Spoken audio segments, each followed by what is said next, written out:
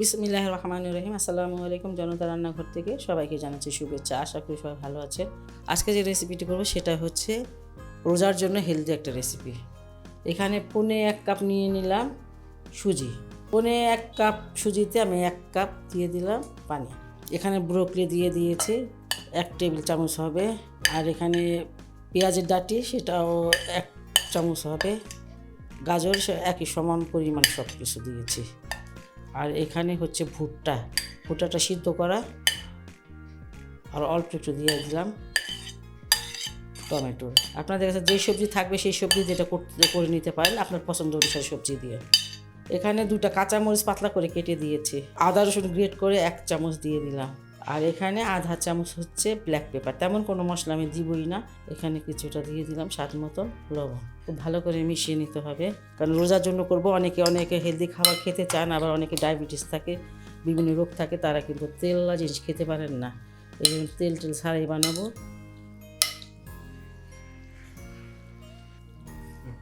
এখানে সুজিটা একটু কম লাগতেছে, আমি পুরা 1 কাপ ভরিয়ে দিয়ে দিলাম। এই যে বাকিটুকু দিয়ে দিচ্ছি।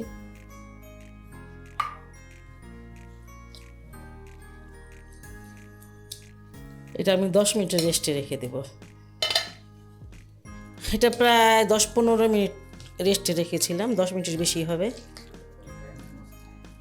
এখানে আমি আধা চামচ থেকে কম বেকিং পাউডার দিয়ে দিচ্ছি, এই 1/4 চামচের মতন হবে।